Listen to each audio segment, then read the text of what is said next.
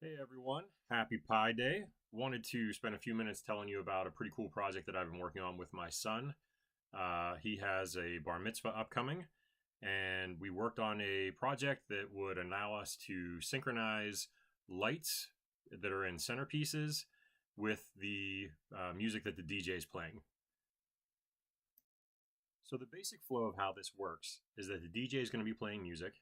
We're going to have a Raspberry Pi with a microphone that's listening to the sound of the music and determining what the volume levels are of the music. And from there, we have a secondary Raspberry Pi that's serving as our communication hub that is going to talk to a bunch of Node MCU boards that have LED lights attached to them and are synchronizing to the beat of the music. When we first started playing around with the design of this solution, the first challenge we ran into was the fact that the Wi-Fi that's provided for free within the facility where the party is going to be held is locked down pretty tight. So in order to be able to do everything I wanted to do, I wanted to have full control over the entire environment. So we stood up a wireless access point using a Raspberry Pi, and then also made that the communications transport for MQTT. So I installed Mosquito, which is an open source MQTT implementation, onto the Pi, and that's serving as the overall communication server for not only Wi-Fi for everything, but also for MQTT and just general monitoring of the environment. From an implementation perspective, this was probably one of the most easy things to do for the entire project because there's great user guides out there. So I followed the stock instructions of how to install Raspbian onto the Pi. I followed the stock instructions for how to install Mosquito, and I followed the stock instructions for how to set up a Raspberry Pi to be a wireless access point. For the control unit that I used to listen to the music and determine what the lights should be doing, I went with a combination of a Raspberry Pi touchscreen, a LifeCam 3000 webcam, and the Windows 10 IoT Core operating system. The reason for all this is that I knew that the LifeCam worked very well within the Microsoft ecosystem, and so I wanted to make sure that I wouldn't have any issues with that. I experimented a little bit with Raspbian, and it didn't go very well, so I wanted to make sure that for the day of the party, there wouldn't be any snafus. So installing Windows 10 IoT Core on the Raspberry Pi is pretty much just as easy as installing Raspbian on the Raspberry Pi. Microsoft actually makes a Windows 10 IoT Core dashboard, which allows you to download specific builds and things like that, and it burns it onto the SD card, and then you pop it into the Pi and away you go. So now let's take a look at the app that I created that actually listens to the music and controls everything. So I made a basic Windows UWP app in Visual Studio. Got a button to start the party lights, a button to do a natural glow of the lights during dinner and things like that, and then a button to stop the entire thing. If we look at what this is doing behind the scenes,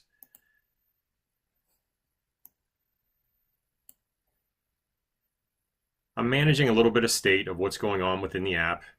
I've got an address for where my MQTT server is at, and then I'm using the media capture library that's provided by Microsoft.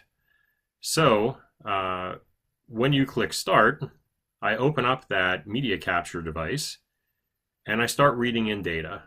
And now what I'm going to do is set up a timer, and every so often that timer is going to fire, and it's going to try and figure out what the current volume is of the music based on the sample rate that I've done. So if we take a look at what happens here, it's going to read in so many bytes, and from there it's going to do some calculations to figure out what the sample size is and figure out what the maximum loudness is of the volume. And from there, just to make it simple for myself, I wanted to keep everything on the order of magnitude of 1 to 10. So from there, the next thing I do is I send a message to the MQTT server saying that, hey, here is the current volume level that you're running at. So the cool thing is that within volume levels 0 to 10, 10 to 20, 20 to 30, etc., I pick kind of the number from 1 to 10 in there so that the lights will do some repeating overlap during the party, but they'll have enough variation that even if the music is loud for a long time, the color scheme will still change. if we take a look at the lights themselves, what I did is I purchased 10 Node MCU boards. These things are about $4 or less a piece, depending on where you get them. And I bought a bunch of Neolight discs, which are very cool. These ones that I bought have 7 little LEDs built into them. And also a Node MCU board can run off of a 9-volt battery. So I bought a bunch of 9-volt battery connectors and have everything going. So when you think about how this would fit inside a centerpiece, these things are fairly small in size, a little bigger than a standard matchbook. And so you can stuff this inside a centerpiece pretty easily and have it doing its thing and not taking up a lot of space. So to program the Node MCU board, we start working with the Arduino IDE. And as you can see here, I've imported a handful of libraries that I'm going to need to work with. One of which is a PubSub client library, which is what works with MQTT. And the other is a NeoPixel library, which works with the NeoPixel lights.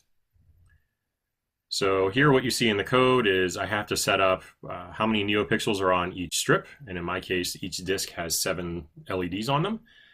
And then I also have my Wi-Fi information and MQTT information. I've got an array of RGB different values here. And the purpose of this is if we look back to the Visual Studio code that I created, and we go from 0 to 10, depending on the volume, each one of these will correspond with the value that comes across and grab the appropriate light that should be shown. As messages arrive from the callback method that's in this code that we ultimately set up in the PubSub client, I'm going to get the topic of the message that comes across, and I'm going to set the NeoPixel colors, and then I'm going to show those colors so that the strip actually lights up.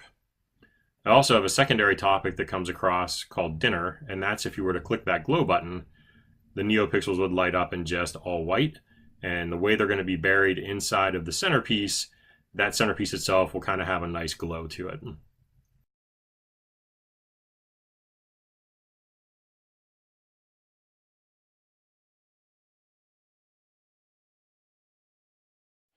All right, so we're back and we have everything set up. You can see that I have this configured now for dinner time where the lights will just be a nice glow and lighting up the H. And when we're ready to start the party and the DJ starts to play his music, we can come back to our light show monitor and let things get started. So Alexa, play Sandman by Metallica. Sandman by Metallica, starting now on Amazon Music.